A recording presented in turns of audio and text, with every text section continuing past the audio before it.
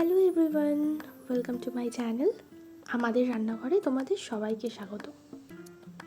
ফ্রিজে কিছুদিন ধরে বরবটি পড়েছিল। একে ঝাল আর ঝোল খেতে খেতে সবাই বোর হয়ে গেছে, তাই ভাবলাম নতুন কিছু ট্রাই করা যাক। তো আজকে বানাবো বরবটির ভর্তা, যেটা টাইমেও কম লাগবে আর খেতেও খুব টেস্টি হবে। তো চলো দেখে নেওয়া যাক বরবটির ভর্তা বানাতে গেলে কী করতে হবে। তো ছোটো ছোটো করে বরবটিগুলোকে কুচি করে কেটে নিয়েছি। এবার হাই হিটে বরবটিগুলোকে একটু সেদ্ধ করে নেব। সেদ্ধ মানে তেমন নয়, হালকা নরম হয়ে যাওয়া পর্যন্তই জল ছেঁকে তুলে নেব। কেটে নিয়েছি ছোটো মাঝারি সাইজের একটা পেঁয়াজ, ঝালের জন্য রেখেছি দুটো শুকনো লঙ্কা, একটা কাঁচা লঙ্কা, তোমরা তোমাদের মতন ঝাল দিও, একটা ছোটো করে স্লাইস করা টমেটো আর 4-5 কোয়া মতন রসুন। এবার গ্যাসে একটা কড়াই বসিয়ে সেটা গরম হয়ে গেলে 2-3 চামচ মতন সর্ষের তেল দিয়ে দেবো। তোমরা সর্ষের তেল দিতে পারো, আদারওয়াইজ কোনো রিফাইন অয়েলও ইউজ করতে পারো। তো একটু গরম হয়ে গেলেই ছেড়ে দেবো এর মধ্যে দুটো শুকনো লঙ্কা।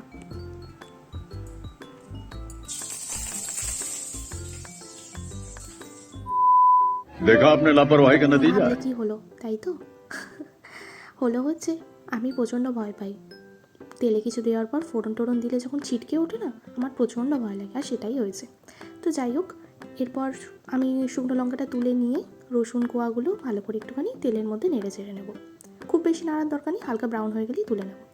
তারপর দিয়ে দিচ্ছি সেই তেলেই পেঁয়াজগুলোকেও ঠিক সেই রকমভাবে খুব লাল করে ভাজবো না, হালকা ব্রাউন হয়ে গেলেই নেড়ে চেড়ে একটু তুলে নেব। পেঁয়াজটা যতক্ষণ না ব্রাউন কালার আসছে ততক্ষণ একটু নেড়ে চেড়ে নেব। পেঁয়াজটা ব্রাউন কালার চলে এলেই তারপর দিয়ে দেবো টমেটো। আমি এক্সট্রা করে কোনো তেল দিইনি, ওই তেলেই টমেটোটা নেড়ে নিয়েছি। মনে রাখবে টমেটো, পেঁয়াজ, রসুন, লঙ্কা এগুলো যেন কালার খুব বেশি না চেঞ্জ হয়, হালকা ব্রাউন হলেই তুলে নিতে হবে। তো আমি সব কিছু ভেজে নেওয়ার পর একটা ছোটো মিক্সিং জারের মধ্যে টমেটো, পেঁয়াজ, রসুন আর লঙ্কা এগুলোকে আমি নিয়ে নিচ্ছি। আমি শুকনো লঙ্কাগুলোই দিয়েছি, কাঁচা লঙ্কাটা মনে হলো খুব বেশি ঝাল হয়ে যাবে। আমি যতটা ঝাল খাই, তোমাদের যতটুকু ঝাল খাও তোমরা তোমাদের পরিমাণ মতন লঙ্কার পরিমাণ বাড়াতে অথবা কমাতে পারো।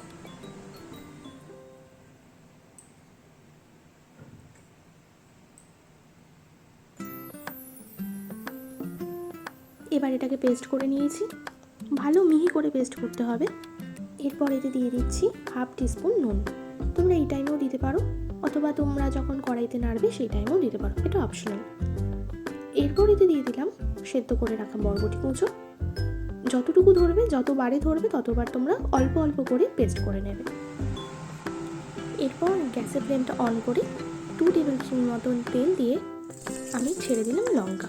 যে লঙ্কাটা তখন সাইডে রেখে দিয়েছিলাম, তোমরা তোমাদের যতটা ঝাল খেতে চাও ততটা অনুযায়ী লঙ্কা দিও। এতে দিয়ে দেবো অল্প একটুখানি মতন কালো জিরে। আমার কাছে কালো জিরে আলাদা করে ছিল না, তাই আমি 5 ফোড়ন থেকে বেছে নিয়ে কালো জিরেটা দিয়েছিলাম। কালো জিরে আর লঙ্কার ফ্লেভারটা যতক্ষণ না তেলে আসছে ততক্ষণ পর্যন্ত একটু ওয়েট করে গিয়ে তারপর যে বেটে রাখা বাটা মশলাটা ছিল তার সাথে বরবটিটা, সেটা পুরোটা তেলের উপর দিয়ে দিলাম।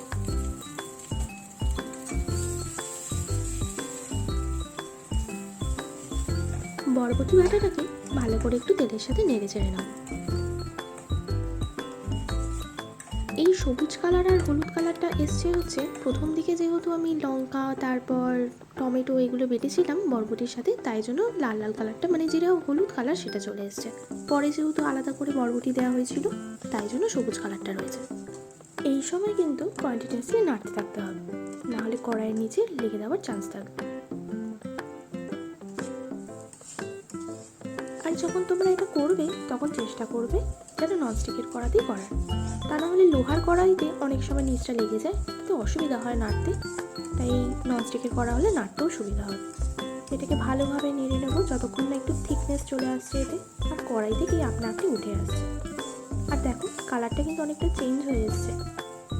আর এতে আমি আলাদা করে কোনো হলুদ ব্যবহার করিনি। কড়াই থেকে উঠে এলে তখন বুঝতে হবে যেটা অনেকটাই হয়ে গেছে। এই পর্যায়ে দিয়ে দিচ্ছি একটু লেবুর রস, একটু টক ব্যাপারটা আনার জন্য। তোমাদের কাছে তেঁতুল থাকলে তোমরা তেঁতুলও ইউজ করতে পারো, আমার কাছে লেবু ছিল তাই আমি লেবু দিয়েছি। লেবুটা দিয়ে ভালো করে আরেকবার একটু ভালো করে নেড়ে চেড়ে নেব। তোমরা দেখতেই পাচ্ছ কড়াই থেকে একা একাই উঠে আসছে, আর কিন্তু কড়াইতে লেগে যাচ্ছে না। আমার কিন্তু এখানে ভর্তাটা তার মানে রেডি। চলো একটা প্লেটে সার্ভ করি।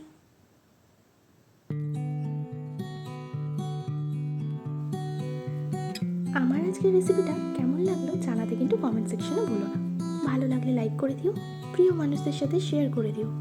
আর এটা আমার প্রথম ভিডিও, তাই ভুল ত্রুটি হলে প্লিজ ক্ষমা করে দিও। আর চ্যানেলটাকে কিন্তু সাবস্ক্রাইব করে যেতে ভুলো না। তো চলো, দেখা হচ্ছে নেক্সট কোনো রেসিপিতে।